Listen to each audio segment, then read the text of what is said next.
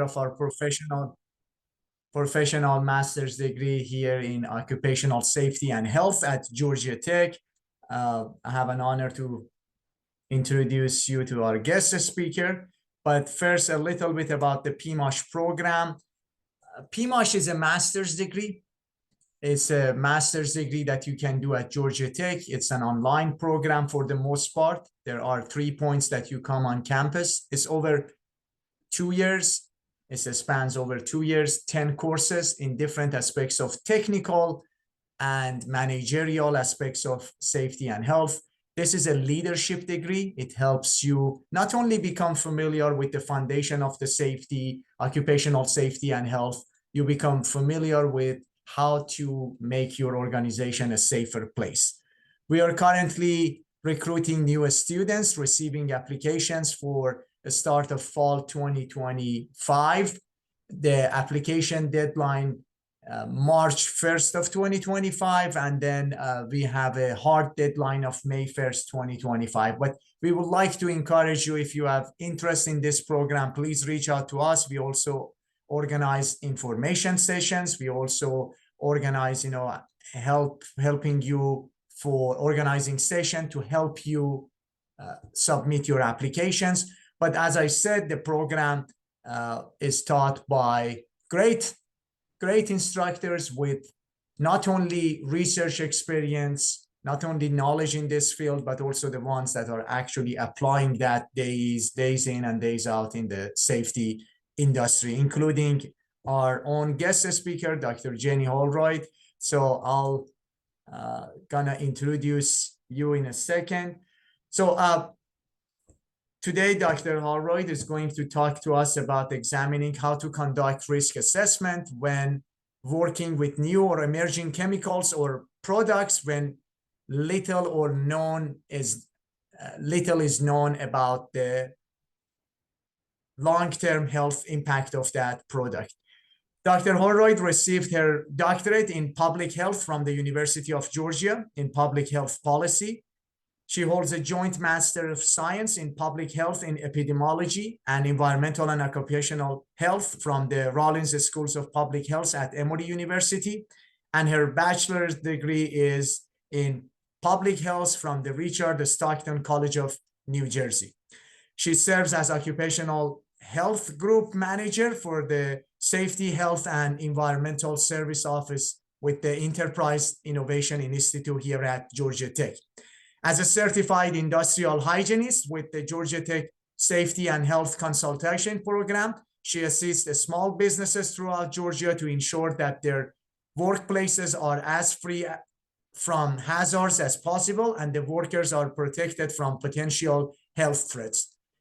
She has had extensive experience with public speaking in both the occupational and academic settings, serving as faculty for the Georgia Tech OTI Educational Center and our own professional master's degree in occupational safety and health program.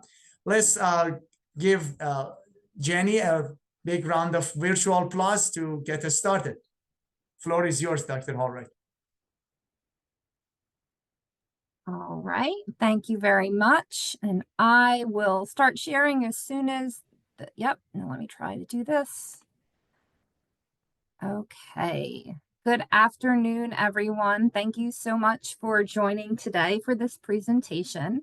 When I was asked by Dr. Ashuri to present, I thought long and hard about something that's challenging to me as a scientist and me as an industrial hygienist, and I kept landing on this concept of doubt.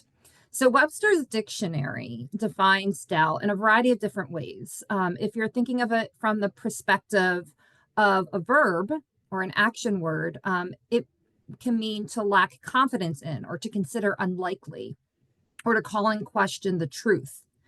If we are looking at it from the perspective of a noun, do you have doubt, something that you have, it would be a lack of confidence, distrust, or an inclination to not believe or accept, or uncertainty of belief or opinion that interferes with decision-making.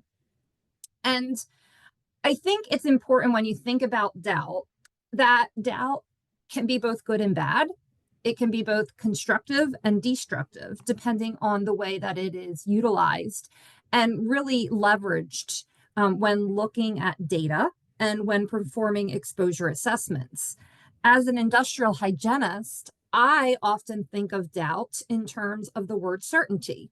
I think, how certain am I that exposures may or may not cause occupational health risk or potential adverse health outcomes down the road? If you are in the insurance business, you may think of it in terms of risk. How much risk potential does a situation have? And whenever I think of the adjective of doubt, I often think of what are the opposite of doubt. And so thinking about what are some opposites of doubt, when you think of doubt, what are, in the chat window, if you could throw in there some of the opposite words that you might come into play. So if I'm not doubting, I might be certain, I might be confident. The problem is when you go to do an occupational assessment, you have to oftentimes make decisions when there is a lack of certainty, where there is a lack of information that's provided. And so the first resource that I want to provide is that the American Industrial Hygiene Association has an exposure assessment strategy. And this is really a framework that we use as industrial hygienists to really provide information to ourselves and a roadmap on where we are supposed to be making different decisions. So when we get to the start of that, we have to start with this basic characterization. Have I looked at safety data sheets? Have I looked at the different sources of exposure? Am I considering the routes of exposure? Is it airborne? Is it dermal? Is there the risk for hand-to-mouth contact because people are getting it on their hands and accidentally ingesting it? Or could they possibly be getting it on their skin? And there's no airborne concentrations. I am also thinking of the health effects. Am I thinking of something that might happen 30 minutes from now, 20 minutes from now, or 20 years from now? And that is going to also be a driver in how certain am I that the risks and exposures that they would be having on any given day would potentially lead to health effects down the road. And we can also gather that information, that basic characterization, by doing a walk around survey and observing the practices that are taking place. We can interview workers and kind of gather that information and say, hey, what are you thinking about your job? Are there any risks associated with your job? Are there any concerns about exposures? And you can also look at record reviews. Are employees getting sick? Are there things listed on the OSHA injury and illness log? After you do this massive data gathering process, you get to this part where you do an exposure assessment. And as an industrial hygienist, this is by far and large my favorite part of the job, where you go out and you're collecting data. And part of that is really looking at establishing similar exposure groups. Are there classifications of workers that are at risk in a different manner than other groups of workers? And can you develop an exposure profile? I often am thinking of examples where I would go out to a company and say, okay, well, at the front end of the process, the exposures are very different than the back end of the process. So we may need to develop a different exposure profile because the interactions with other chemicals in that environment may change as you go further down that production stream. And then we want to assign exposure ratings, like how risky, how uncertain are we of the exposure, and how much potential health risks might workers have. And all that is well and good. And for the most part, what we see happen is that people will perform exposure assessments based off of chemicals that they are familiar with, information that they're familiar with, and also regulatory limits.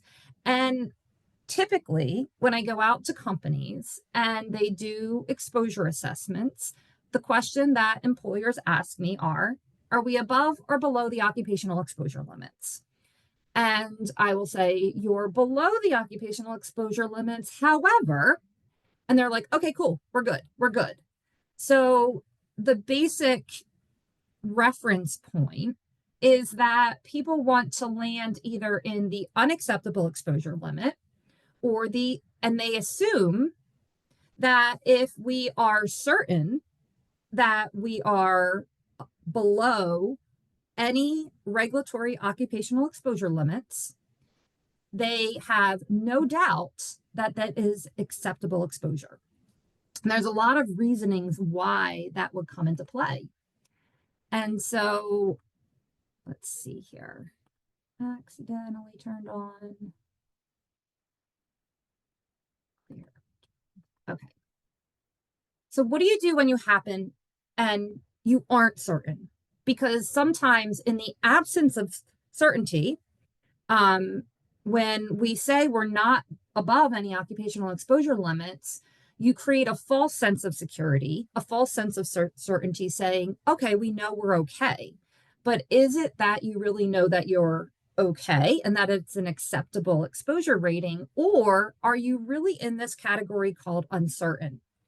And so the rest of my presentation today is really going to start with that uncertainty. And then we're going to build into this concept of doubt and uncertainty. And then when we get to gathering additional certainty, what happens when you start swinging the pendulum in the opposite direction and people start to place doubt on the science and data that's been collected.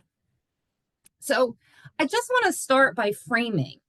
I always use the AIHA exposure monitoring framework, but I will tell you that I've been working at Georgia Tech since 2005. And my biggest challenge is that I have had an incredibly difficult time in the sense that I kept thinking at somewhere I'd know everything about my career. But what I've found is that chemicals are being generated and produced at an exponential rate, so much faster than the science of researching the health effects for these chemicals is taking place. That whereas when I would go out to a company maybe 20 years ago and I would feel very confident that I knew the exposure profiles for the workers that I was interacting with, now I'm going out to companies and finding myself having to do more and more and more research because more often than not, I'm looking at a safety data sheet full of chemicals that I've maybe seen once or twice before, or maybe even have never seen.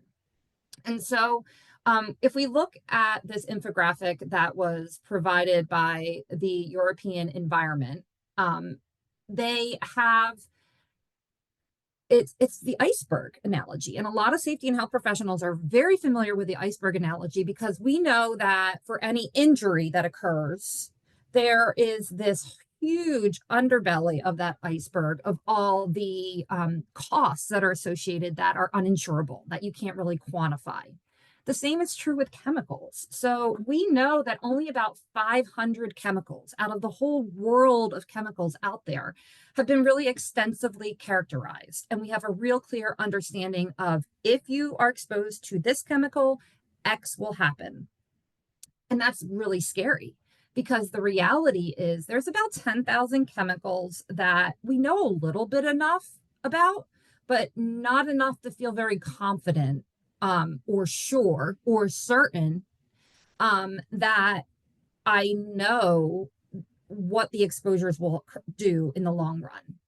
And there's about 20,000 chemicals where we know just a teeny bit, enough to be dangerous. And then there's about 70,000 chemicals where we know absolutely nothing.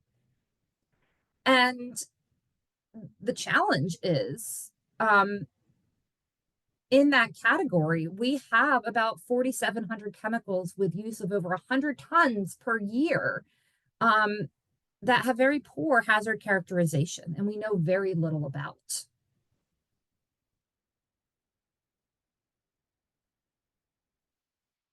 Another way to frame this is, and this is an infographic that was published by people doing research for REACH, and it was published in the Journal of Occupational and Environmental Hygiene, that when you look at the vast majority of chemicals that are out there, we are only really able to talk and speak intelligently about a small fraction, a small little tiny slice of that pie compared to the rest of the chemicals that are out there.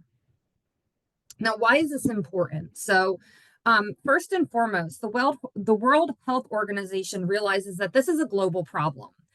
We have global markets. I go out to companies all the time in Georgia that are working with and using chemicals that have been manufactured and shipped in from all over the globe. And we want to really effectively manage the health risks from the exposure to chemicals. But we can't really manage it unless we get to step two, which is improving the knowledge and evidence about the health effects and impacts of these chemicals.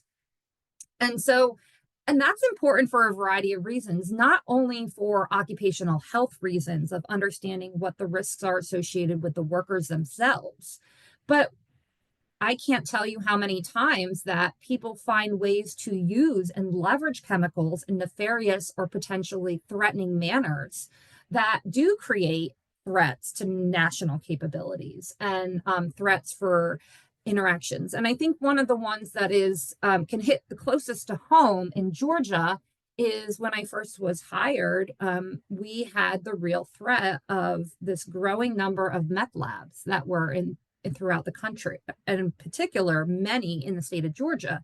So it wasn't only dealing with companies that had chemicals at their facility, like poultry processing plants that had the risk of ammonia being stolen for use in meth labs. But then it also kind of spirals down to people who are purchasing a home that may have previously been used as a meth lab, or people who are first responders responding to an event that in a home that is being used as, or a space that's being used as a meth lab, and then being exposed to those chemicals. So the health threats and national capabilities aspect is also very important.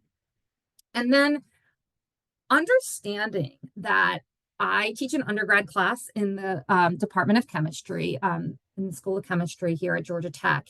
And there are bright, brilliant students that are creating these innovative chemicals to save the world, right? So they're going to make and innovate and design. But what we don't want to happen is, in the effort to make something great, we make something that's really bad, that could cause really terrible harm for workers. And so there is this concept in public health, and it's called health in all policies. And so the idea is that no matter what policy you are generating, you want to have some aspect of that policy address the positive and negative health effects that may occur as a result of implementing that policy.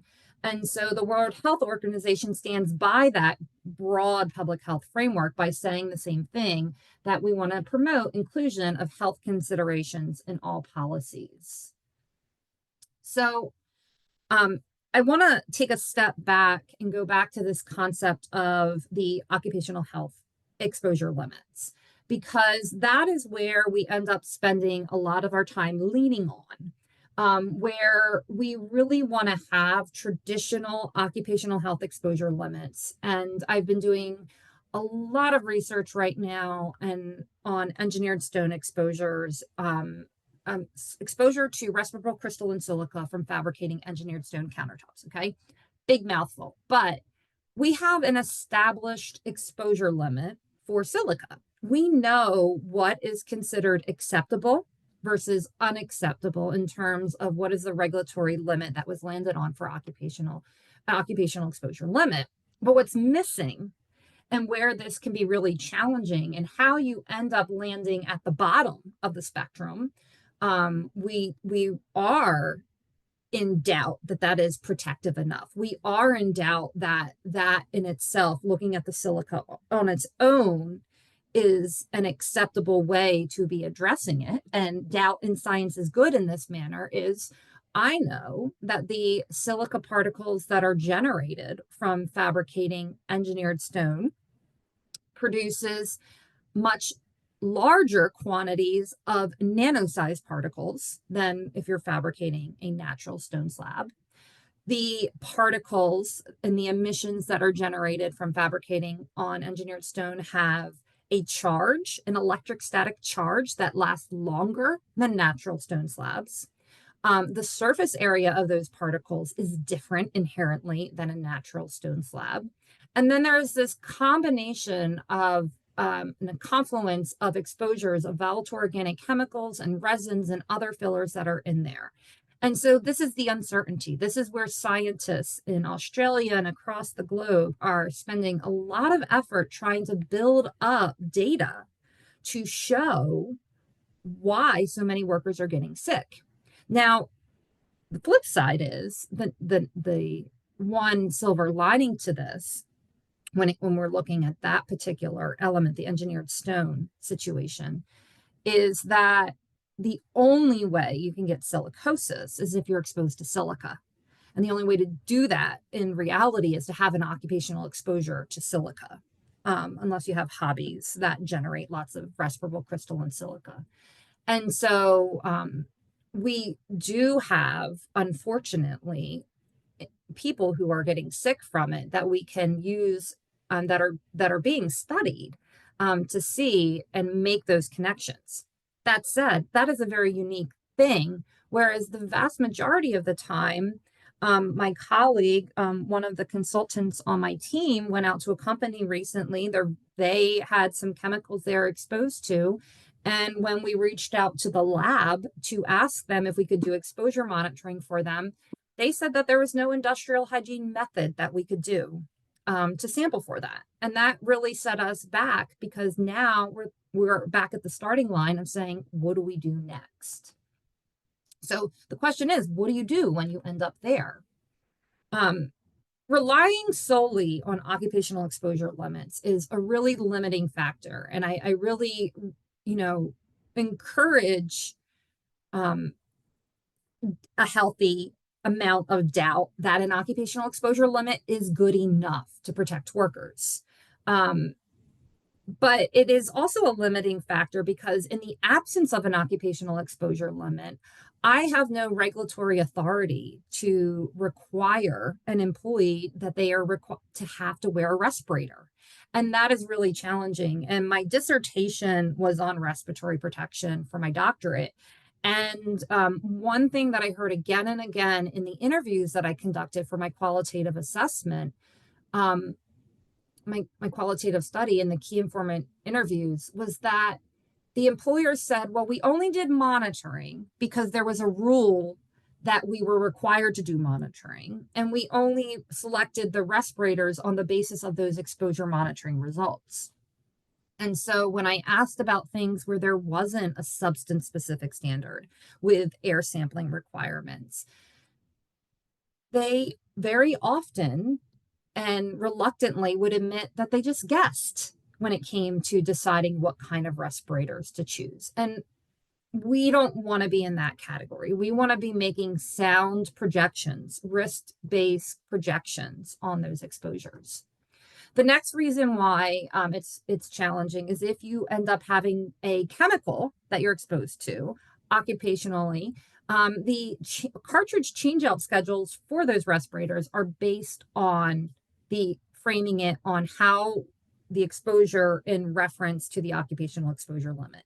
You remove that occupational exposure limit, you really kind of pull the floor out from under you on how you're going to be making that cartridge changeout schedule. We do know that we aren't medically tracking the vast majority of workers, and we aren't looking at how the myriad of thousands of chemicals that an employee might be exposed to throughout the day on a job site. There are only a handful of chemicals in the OSHA regulatory frameworks that require medical surveillance. And so the data that's being gathered regarding workers is very limited. And then the other thing is we look at chemicals in silos, and that is really challenging and something I'm always trying to coach the companies that I'm working with to kind of take a step back and look at the sum of the whole rather than just the individual chemicals, because the chemicals are regulated individually, but we are not really looking at how the onslaught of all those chemicals and emissions from whatever is being produced when they get into your body may potentially cause have a synergistic effect or a multiplicative effect where the risk, the effect of what happens is much greater. And then the other factor is this doesn't take into account any of the other health hazards that an employee might encounter that will really intrinsically change the way a person metabolizes and is exposed to a chemical. So is it hot out? Are your pores open? Are you sweating? Is your mask dripping down because of all the sweat on your face and the chemicals that you were being protected for are now getting into your pores and underneath your respirator? Are you putting hearing protection in your ears with dirty hands, and your ears are the inner ear canals now being exposed to chemicals? So we're not looking at these factors in the vast majority of cases. So when I'm in this state of deep uncertainty, I go back to my roots in environmental health, and there are some philosophical approaches to take. And I think that it would be worthwhile. I got this training on like day one, getting my bachelor's in public health, and then I worked for a health department for a period of time. And these philosophical approaches are interwoven in much of what public health does, but they're not necessarily as broadly applied in occupational and environmental health. So the first is the precautionary principle. And the precautionary principle is, if we don't know what it's going to do to us, why don't we take a pause, do some research, and make sure that it is okay to introduce it into the environment, whether it be a workplace or the broader environment, prior to us exposing our entire workforce or the entire general population. So that's the concept of the precautionary principle. It can also be applied if we start seeing an uptick of health events, like we are seeing with the silicosis outbreak of fabricators of engineered stone. The precautionary principle states that once you start observing something hazardous, let's stop that exposure route. The next philosophical approach is with environmental sustainability. So the idea with environmental sustainability is, and it can really be applied to occupational sustainability, is that we are only as good as our healthy, strong workforce that can come into work every day. So you are going to do preventative maintenance on your forklift. You're going to do preventative maintenance on your tools and equipment that you have in your factory. Are you going to do preventative maintenance on your workers, your most vital machine that shows up to work every day? And so this concept of environmental safe sustainability is a clean, healthy work environment, or clean, healthy ecosystem creates strong, healthy, and wealthy societies, and healthy workplaces. The next category in philosophical approaches is environmental justice. And this one is really challenging to address when you go out to small businesses or facilities, and really requires you to take a step back and kind of look at the broader challenges. So are we asserting equal treatment to all people in our workplace society, irrespective of what their backgrounds are? And this can be very broadly looked at: educational backgrounds, racial background, country of origin, what their socioeconomic status is. It really just, what I like to use is the term vulnerable workers. Do we have workers in our environment, and are we interacting with workers who are willingly and sometimes willfully exposing themselves to hazards because their primary target and goal is to feed their families? And yesterday I was in a meeting, and the person I was meeting with said, well, I don't understand why people work in that environment if it's so hazardous. And I started ticking off all of the reasons why they would. The group that we were talking about are vulnerable workers. They are immigrant populations, many of which have undocumented status. And the particular work environment we were talking with, they could achieve a much higher income than they would in many other places of business. So to feed their family members, to put food on that table, they are making this choice to expose themselves. Now, the environmental justice aspect of that is, What role does the health and safety professional have ethically and morally to be the voice for those who are voiceless and who do not have the opportunity because of language barriers, fear of retribution or retaliation to speak up? And then the final category, and probably the most controversial of these four philosophical approaches, is the polluter pays. And that is, if you're going to dump something into the environment, if you're going to put something out there and expose people, then you are responsible for the cleanup. It is very much akin to looking at broader environmental disasters that have happened, like BP oil spill, and looking at the responsibility of cleaning up.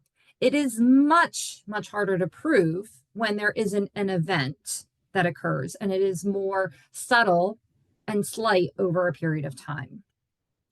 And that is the big challenge, and that's where a lot of the doubt of responsibility comes into play. And this is another area where doubt is used to create the question of, well, it didn't happen on my watch. It didn't happen while you were at my company. It may have happened somewhere else.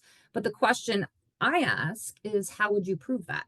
And many companies are trying to do their best.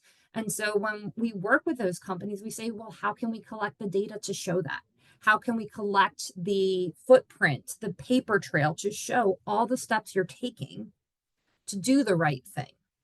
On the converse side, if you aren't taking those steps, I do not want the absence of information to be the excuse that is used to get away with poisoning a population of workers. So one area where I think is helpful is that this past summer, they updated the HAZCOM standard. And as part of the update to the hazard communication standard, manufacturers of chemicals are not only are going to have to provide a lot more information about the potential health effects, but if you are purchasing chemicals that are coming from Europe, or Europe is somehow associated with the chemical usage in that area, the regulation of REACH, which stands for the Registration, Evaluation, Authorization, and Restriction of Chemicals, which is a regulatory framework and law for the European Union. And it applies to all chemical substances, and not only those that are used in industrial purposes, but also used in day-to-day lives. And it is basically doing the fourth category, the polluter pays category. And it's saying the burden of proof is on you.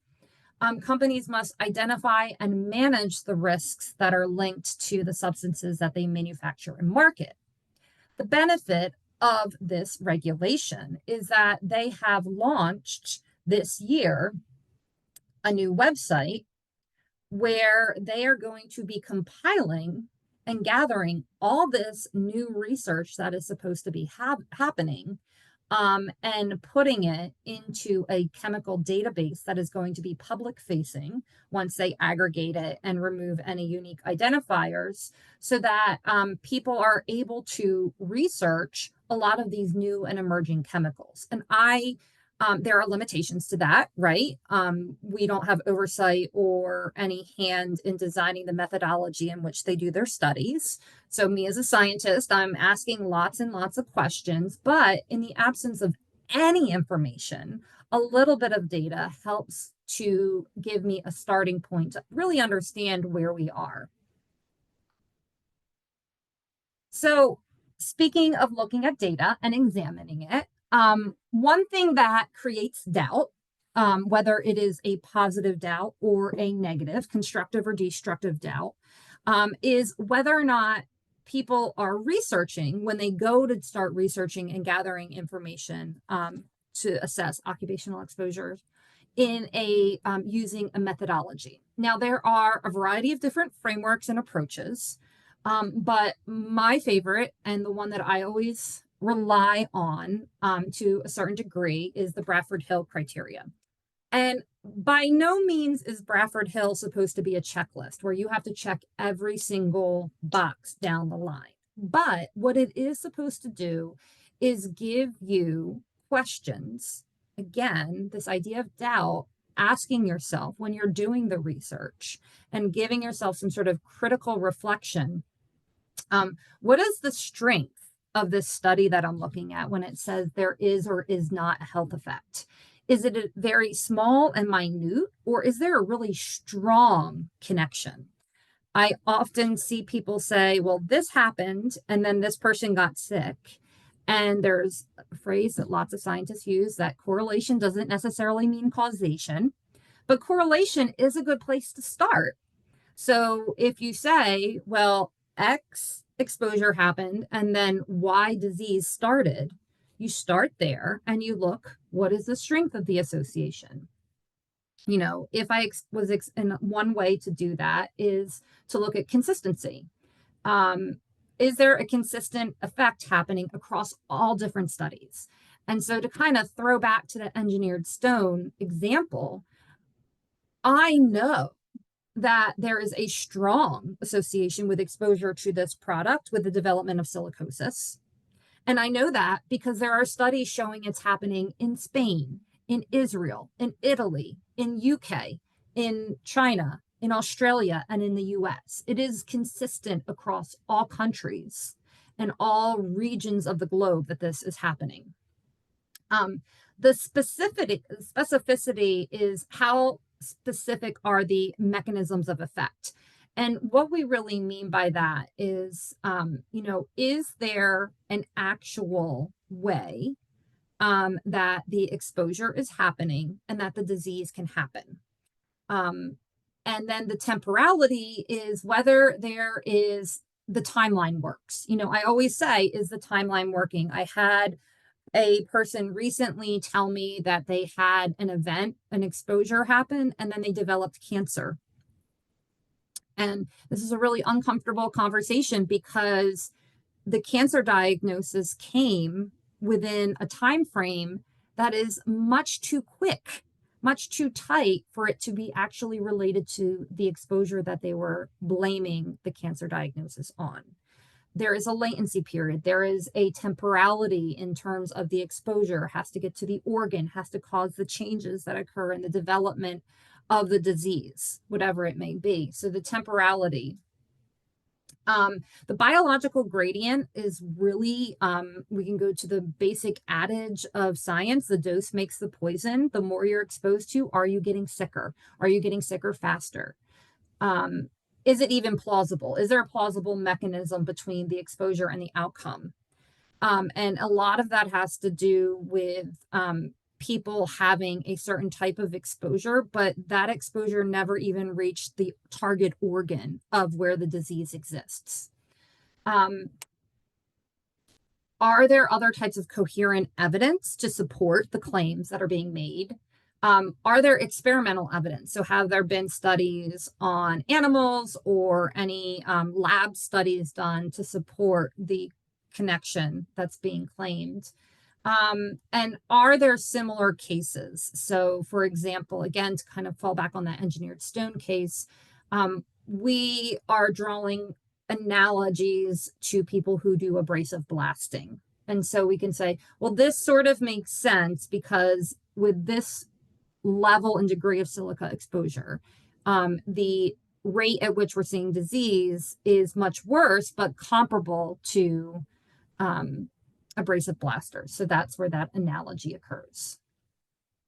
But this is not easy to do. And it's especially not easy to do for occupational health because with occupational health, there are some very important factors related to bias. And I mean, really, bias applies to any epidemiologic study. But first and foremost is this concept of healthy worker effect. And I'm going to put a little pin in that because I'm going to come back to that in a minute. But I'm going to go through the next ones. The next one is recall bias. I just want you to think about this. The next time you get sick from eating something, think about how well you can recall everything you've eaten in the past 24 hours versus just a random day when you haven't been sick, and try to think back on all the things you've been exposed to. There is this psychological impact that when you have an illness or an exposure, you are going to be hypercritical of every single thing that happened leading up to it to try to attribute a reasoning. And that is a natural human way of working through a problem, but it is classified as a recall bias because if you were exposed but you did not end up developing the disease, you may not actually recall that that exposure happened. There's also confounding factors. One of the biggest challenges with industrial hygiene exposures is that the health effects that develop as a result of exposure typically never happen because of just that exposure. It's usually happening because you have had a series of exposures that have made you susceptible to develop disease from this current exposure. And that's really hard, both for employers and employees to kind of really manage, because the employer is like, I did not know I was hiring somebody who was susceptible to get sick so easily. And the employee also is not aware of their susceptibility. And now they are sick, but the employer wants to attribute the illness because of the 25 things that had probably happened to that employee before they showed up on site. So that is the confounding factors. And it can also deal with a lot of personal factors like age and weight and smoking status and where you live and how long you spend in time commuting every day. And we, as science progresses, we keep learning more and more confounding factors that contribute to the development of disease. And then there's cognitive bias, and cognitive bias is really broad. We can use a really broad term for the cognitive bias. But when we look at cognitive bias, we're really examining the different ways that we may look into and research things, and do things like look for confirmation when we're searching. So if we believe that exposure to one chemical is dangerous because we heard about it on TikTok or Instagram, we are going to use the search terms, this is bad, X and bad, whatever the chemical may be. Cognitive bias is also that we are always seeking to sort of reaffirm our belief systems. And so if we have found that we trust certain sources of information, even if it has nothing to do with science, if we are then delivered scientific information from that source, our cognitive bias is, oh, this is a trusted source, I'm going to believe that information. And so that can be another element of the cognitive bias. But that one, we could do a whole separate lesson just on that topic. So getting back to healthy worker effect. The healthy worker effect, I think, is one of the most difficult aspects of work-related illnesses to deal with. And I looked high and low for a really good way to describe it. And I found this one image, which I think does a pretty good job, is we start at the very beginning that you have to be healthy enough to even show up to work. So already a good portion of our population that is not healthy enough to put in 20, 30, 40, 50, 60 hours a week of work, they're not going to be showing up to work. So they are pulled out of the worker pool. So the people that we're pulling into the worker pool are going to be healthier. They're going to have, better physical health, better emotional health, better psychological health as a baseline. Then we have workforce exposure. And what happens with workforce exposure is we often think, and I am an industrial hygiene purist. Anyone who works on our safety and health team knows that I avoid safety issues at all costs and stick to my lane of industrial hygiene. But it sure would be easier if, when you're getting exposed to an industrial hygiene issue, you had something like bleeding or an amputation like effect where you could see that it was actually happening. But what more often than not happens with occupational health exposures, and we see this oftentimes with issues like heat stress, is the person goes to work and then is impacted. And then a day or two goes by and they might have kidney failure, but it is not ultimately tied back to the occupational exposure. And so they experience death, which is work related, but it is not intrinsically tied to that worker experience.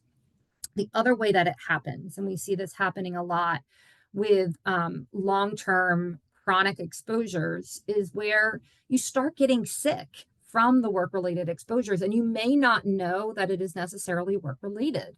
You just develop a cough, you go to the doctor, they diagnose you with bronchitis, they give you an inhaler and maybe a round of antibiotics, and you go home, but the cough doesn't really get better. And then you miss work, and you miss work again, and you miss work again, and then you get fired.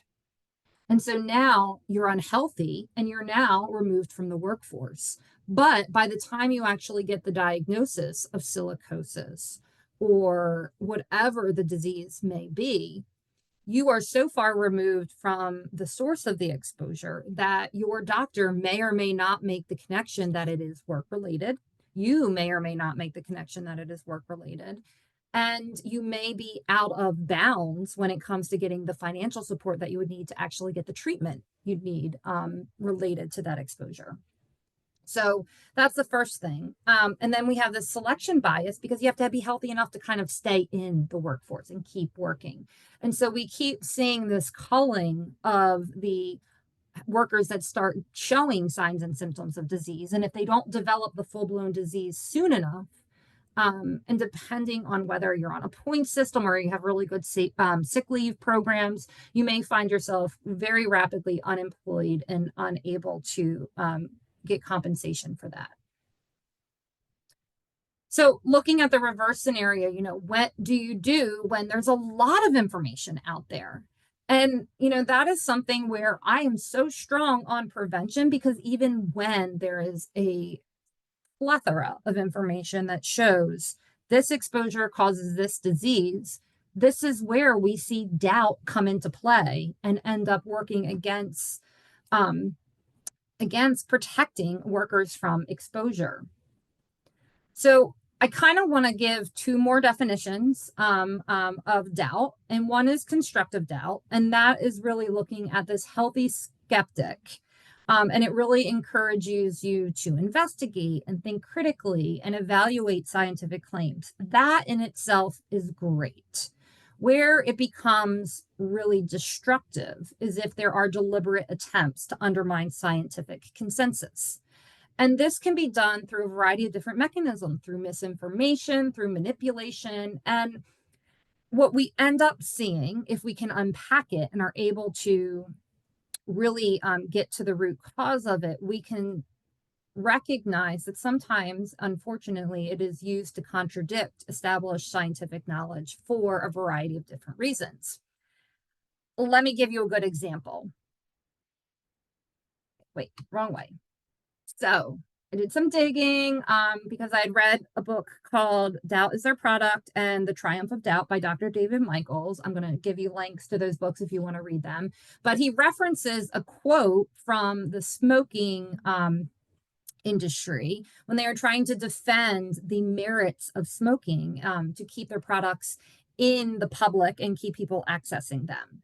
And so as part of legal action and finding different discovery documents, and I pulled this from the industry documents that are housed within University of California, San Francisco. So thank you, San Francisco, for housing all these documents.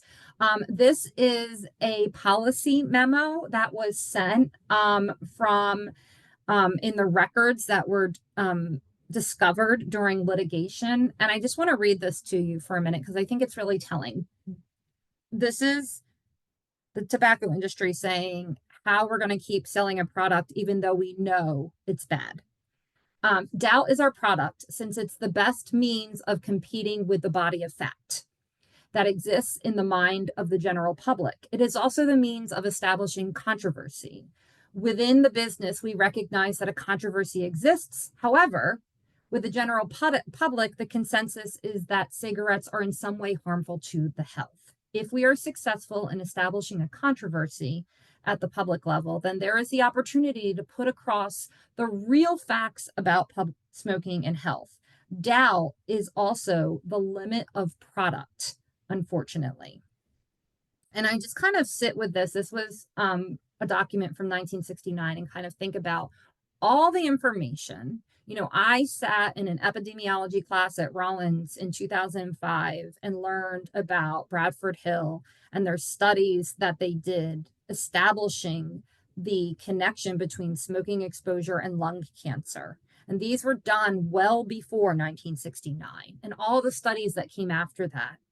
And here we are in decades later, and we are seeing documents that are being published stating this is a body of fact that they want to establish doubt with. And it's important because if I kind of go back here, we were hitting all the criteria when it comes to strength of the association and the biological gradient and the plausibility. The more cigarettes you smoke, the more likely you are to get lung cancer. They were showing all of these categories, but unfortunately, there was still doubt. So looking to it, I want to share that our group is doing a lot of work and kind of trying to help as much as possible. We've been doing a lot of air sampling, but I made this slide last week and I was in a meeting yesterday where they said that there's now over 219 cases in California. And we know that engineered stone, because of research that's being done in Australia, they banned the product. They had come to consensus. They have come to certainty that it is so harmful that it should be banned in that entire continent. And we've seen cases globally identified in the UK, Italy, Israel, China, and the US. And when we look at a large cohort study that was done in Australia, the prevalence of disease among workers is 28%. Let me tell you, if you look at any disease with a prevalence of 28%, it is astonishing. It is a lot. It is the majority, basically, of your workforce is going to get sick because this is 28% right now. And we're dealing with a latent disease. So that percentage, that prevalence is probably going to tick up as time goes on. And just kind of to show that the bias that we saw with the tobacco industry, we still see that I pulled this quote. We disagree that any percentage of liability should be imposed on the slab suppliers because there's no substantial evidence that engineered stone presents an unacceptable safety risk to workers when the established state and federal OSHA requirements are adhered to. And so when I read a statement like that, what sticks out to me is the push to create doubt that somehow the 219 workers that are sick, and I think they said yesterday that 26 have already received lung transplants, and a large number of them, a good percentage of them have already passed, are somehow the reason or to blame, versus that even though we've seen this happen across the globe, that it could be done safely. That it is not necessarily that this product is inherently dangerous. So with the last few minutes, I want to talk about when we know that there's a hazard. So we talked about when you don't know the hazard, what to do. And then we kind of drifted into what you do know. I now want to transition into making safer choices. And we do offer a class called Transitioning to Safer Chemicals. And this is really based on a framework that was developed and published by OSHA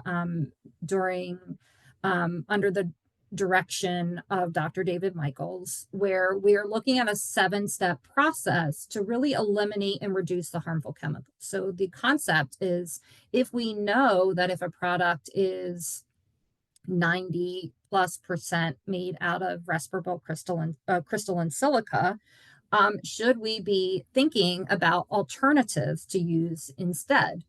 And so this is really a framework that is applicable to any workplace or process. And the idea is that you have to engage a cohort of individuals that are going to work on this committee. I recommend you get safety and health professionals, that you get your legal team involved, that you get your manufacturing people who are people in charge of setting up the manufacturing process or choosing or selecting the products. And then you need to inventory and really take stock of what's in your facility, and then kind of really prioritize and identify what are the greatest risk for harm. Where do I have the greatest amount of doubt that I am protecting my workers? Where am I most uncertain that our workers are going to not end up being able to have a healthy and happy retirement, which is ultimately what we all would love to have at the end of the day, and be able to take care of our grandkids, right? So you're going to assess and compare different options. You're going to select one that you think might make a good alternative, and then you're going to test it out on a really small scale, and then you're going to evaluate it. So in the class, the one-day class that we teach, we go through all of these different steps. And so the way this facilitates is you build a team, you examine the chemicals, you identify alternatives, and we break down the different means and outcomes that need to kind of be included in this framework. And we go through all the different steps.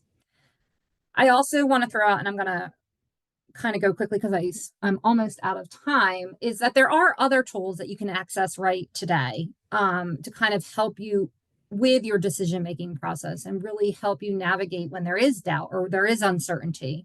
The first of which is the American Industrial Hygiene Association has a whole free online course about exposure judgment. And so I highly recommend. It's free. You get to print out a certificate at the end of it. It gives you a lot of information about how to use the tools that they also offer. And there are a variety of different tools that you can download from the American Industrial Hygiene Association that most of which have a free option. And then there's additional options that you can have if you pay for them, but they are really helping you choose and project where you would be in different risk categories depending on the exposures. I also recommend reading if you want to dig into some more about the doubt and this concept of doubt. Dr. David Michaels wrote 2 books, Doubt is Their Product and The Triumph of Doubt. And so that kind of gets into the psychology and with specific lens of occupational health. But then if you just want the how-to guide of how to deal with it on your day-to-day life, I have this book right next to my desk all the time. You can't see it because I've got one of those annoying backgrounds, but I do have a strategy for assessing and managing occupational exposure, and I reference it all the time, and I find it very helpful. So I am going to stop sharing, and I am happy to hang out and hang on for a minute and answer any questions, but I am out of time. So I'm going to give it back to you, Stephanie. Thank you, Dr. Houlroyd. Thank you so much. Such an engaging and informative session. I want to just make sure I answer one question that did come up. Yes, this is being recorded, and yes, you will be sent the recording in a few days. That will make sure that it's sent to all of the registrants for this particular session. So if there's any questions, please enter those in the chat or the Q&A, and we'll get those mentioned. I just also want to mention we have a couple of sessions coming up. This was the last session for this calendar year. But in the upcoming sessions are in February and March of 2025. I don't know, we have a slide deck that will show you that if Kurt can bring that up. But you'll see that we have a session. Stephanie, we are still trying to get something to fill out the calendar for January. So okay. It hasn't been finalized, but we are still working on that. The speaker has been identified, but the dates maybe, yeah. But yeah, for sure, we keep everybody posted. But yeah, there are 2 exciting speakers coming up in February and March, as you said. Yeah. We have one question in the chat. Very informative presentation. Is that book recommended in your course, Jenny? So I use elements of that book in my course, but at the professional master's degree level, the course is basics of industrial hygiene and managing industrial hygiene. So we use a couple chapters, but there are other elements. The one-day course, it is more of this is managing for when you have chemicals and you're sticking with them. The other course is really like when you're ready to look at exchanging them with different chemicals. But so there's different elements, but I do recommend the free AIHA course because they do reference that text.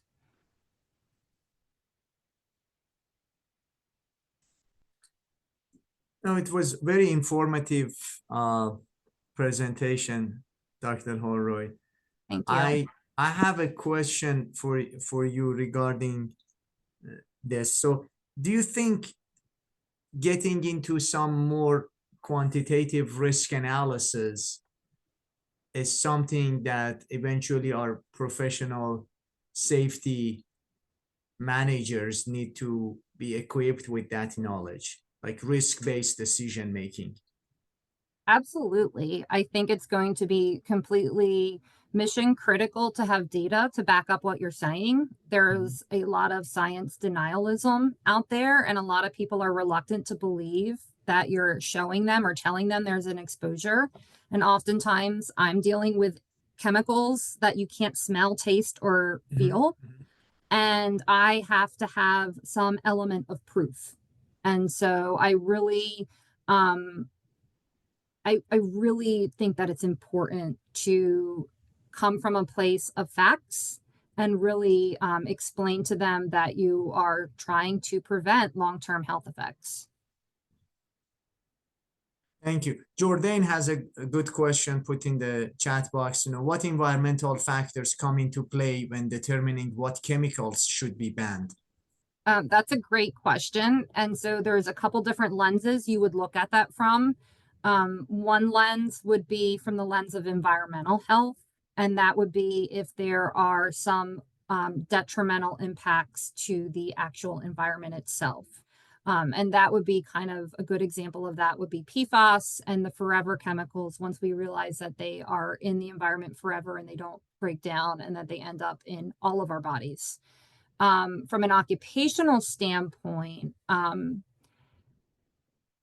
almost no chemicals are banned here in the U.S. It's antithetical almost to American society. But in Australia, the reasoning for the banning of the engineered stone was that they went through the hierarchy of controls. They implemented business changes where they made registered businesses and structural changes to looking at controlling the exposures. They went out and implemented engineering controls at all the shops, and they monitored the shops, and the exposures were still high, and then they still have upticks of cases, and they weren't able to control it even with controls.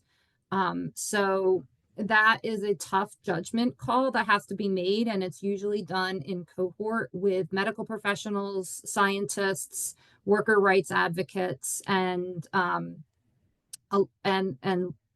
regulatory individuals that can make those policy changes. Jenny, this is Susan. I believe someone may be asking when your one-day class may start. Rodrika Fish. I should know that, but there's one in the spring and one in the fall next year that's scheduled. When you guys send out the recording, can I include the information of that class with it? Yes. Yes. I will do Just send that. it to me. Yeah. Okay. Please send it to me. Cool. And a follow-up question from Jordan was regarding, do you foresee something being done for workers who later discover that they became sick due to expanded exposure to harmful chemicals, like kind of, after the fact? That's a great question. And the answer is actually really sad. And the truth and the reality is, for the majority of people who become sick because of exposure to chemicals, it is going to be virtually impossible to prove that they occurred from exposures on the job.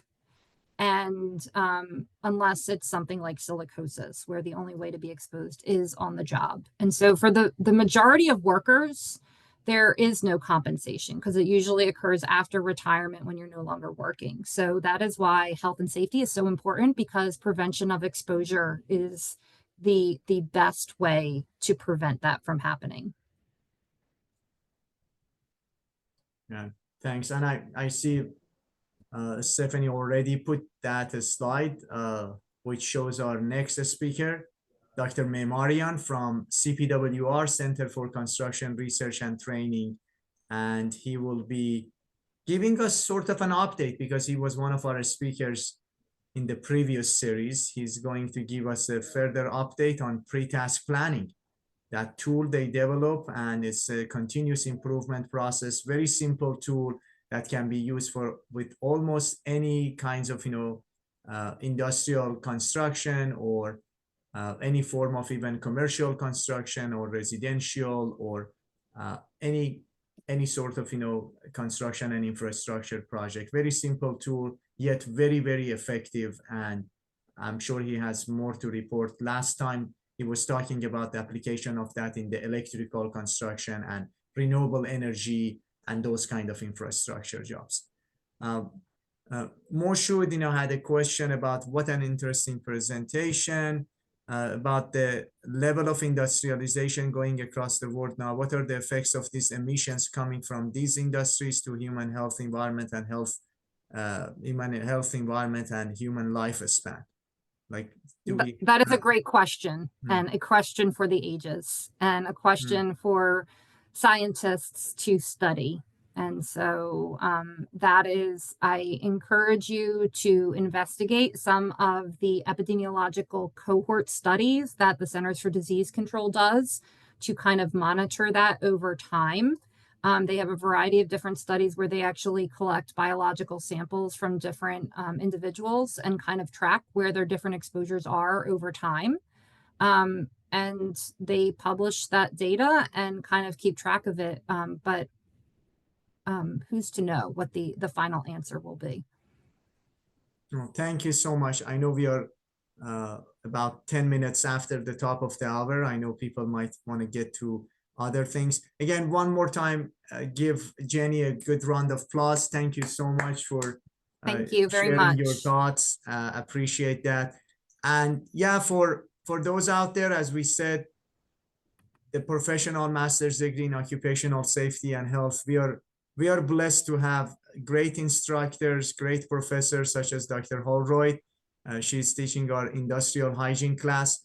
You're gonna learn more about the hazardous materials, ergonomics, ISO standard, OSHA standard, as well as, economic decision analysis, risk management, and soft aspects of the management, communication, leadership, becoming an agent of change. And the program, we are accepting applications. We are already receiving several applications are received. And once they are completed, we start the review immediately. So once your application is submitted and all the requirements are fulfilled, in about a week or two, you will hear about the results of the application, and the application committee gets back to you. The admission decision will be made. So you don't have to wait until the deadline. The official deadline, the hard deadline is May 1st. We'd like to receive as many by March 1st. So the code is on the screen, and thank you so much for joining us. Last word, Stephanie, please. The correction, the deadline, the final deadline is April 15th. But certainly March 1st to April 15th to get your application in. But again, thank you everybody for coming today. We appreciate you spending your time with us. Thank you, Dr. Jenny Houlroyd, for presenting today. And I hope everyone has a great holiday season. See you next year. Thank you. Thank you.